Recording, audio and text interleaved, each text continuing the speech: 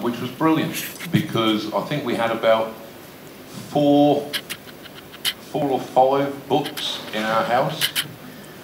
Most of these, and I'm not trying to get all Dickensian here or applying for sympathy, but most of these were ones that had been given to my dad by charitable institutions who every Christmas would go around and hand out books to the poor families in the boroughs.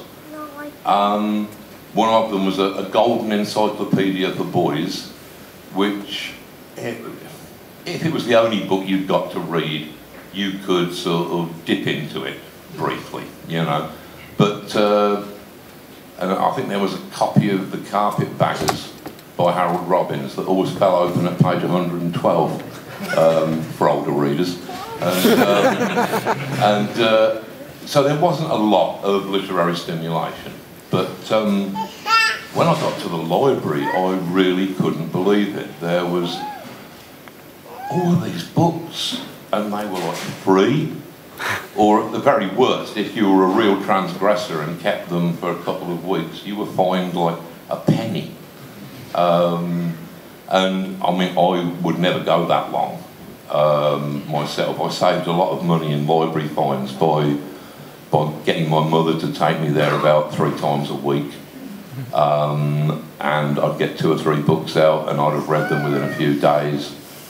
It was fantastic. Everything was available to you and was available to everybody. I suppose you could say that the internet should be fulfilling that capability in the present day, but it's largely about pornography, isn't it? I mean, let's be frank, we're amongst friends here. That's largely what it's for. Or at least I have my doubts that it is conveying information efficiently to all the people who need it. I think that libraries are still the best bet. So, like back then, I was reading, it was largely kind of fantastic stories. Anything that had got the word magic in the title. Books of Greek legends, Norse legends, the children's book of Arthurian legends, children's book of Robin Hood, children's book of Hereward the Wake. That's a name that you don't hear very often these days, but when I was growing up, he was right up there with Robin Hood. He was basically an anti-Norman terrorist in the 11th century, which perhaps explains why he's